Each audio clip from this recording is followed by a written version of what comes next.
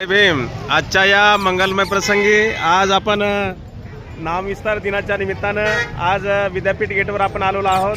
या ठिकाणी मोठ्या प्रमाणावरती आज या ठिकाणी बौद्ध जनसमुदाय या ठिकाणी मोठ्या प्रमाणावर जमलेले आहेत.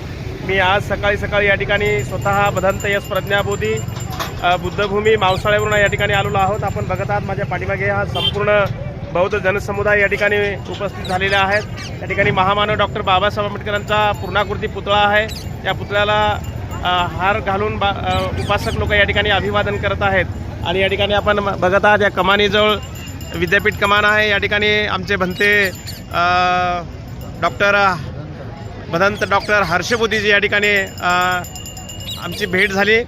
आणि आपण या ऐतिहासिक महत्त्व दिनाच्या निमित्तानं नामविस्तार दिनाच्या निमित्तानं आपण पूज्य भदंत डॉक्टर हर्षबुद्धीजी यांच्याशी आपण 2 मिनटं आपण हितगुज करूया. तर भंतीजी, आजच्या या दिनाचं महत्त्व आपण कसं सांगाल उपासकांना? बुद्ध धम्म संघाला वंदन, डॉक्टर बाबासाहेब आंबेडकरांना अभिवादन. आज नामविस्तार दिनाच्या निमित्ताने लाखोच्या संख्येने हा जनसमुदाय या ठिकाणी येतो आणि डॉक्टर बाबासाहेब आंबेडकरांना मानवंदना करतो. की कापले गेलो तरी नाही सुटले तुला, जाळले गेलो तरी नाही सुटले तुला, विश्राम कांबळेला धगधगत्या अग्नीमध्ये टाकलं. कर्मठ जातीवादी भोनवादी लोकांनी, पण गुजराम कांबळे त्यांना शरण गेला नाही. शेवटपर्यंत जय भीम म्हणत राहिला. आणि जय भीम या शब्दामध्ये एवढी ताकद आहे की आज आपण बघतो की अमेरिकासुद्धा म्हणते जगामध्ये स्फोटक अणुबॉम्बपेक्षा जर काही स्फोटक असेल भारतात तर ती आहे जय भीम नावाची पॉवर, जय भीम नावाची शक्ती, जय भीमला मानणारा जनसमुदाय. आज डॉक्टर बाबासाहेब आंबेडकरांनी या देशावर अनंत उपकार करून या देशाला संविधान दिलं. संविधान दिल्यानंतर प्रत्येक मनुष्य, प्रत्येक व्यक्ती, प्रत्येक स्त्री, प्रत्येक जात, प्रत्येक समुदाय स्वतंत्र राहण्याचा बनलेला आहे. प्रत्येकाला राहण्याचा, खाण्याचा, पिण्याचा अधिकार बाबासाहेबांनी दिला. आणि आपण पाहतो बाबासाहेबांच्या नावाने जगामध्ये असे कितीतरी विद्यापीठ आहेत आणि कितीतरी पुतळे आहेत, नाव आहेत रोडला. पण हे एकमेव विद्यापीठ असं आहे की रक्तरंजित क्रांती झाल्याशिवाय या ठिकाणच्या लोकांना जाग आली नाही.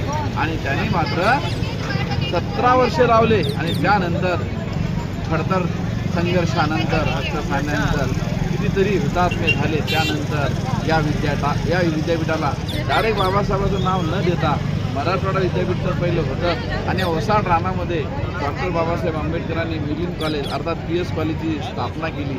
पहिलं कॉलेज ते होतं.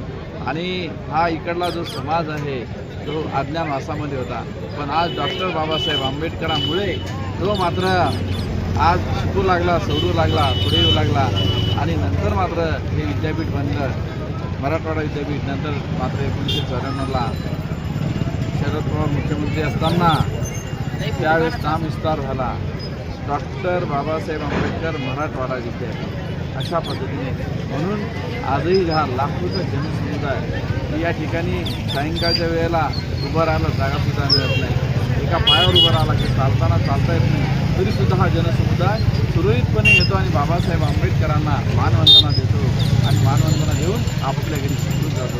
म्हणून आजच्या या नामविस्तार दिनाच्या निमित्ताने डॉक्टर बाबासाहेब आंबेडकरांना अभिवादन करतो आणि जय भीम म्हणजे जय भीम, जय भीम. साधू साधू.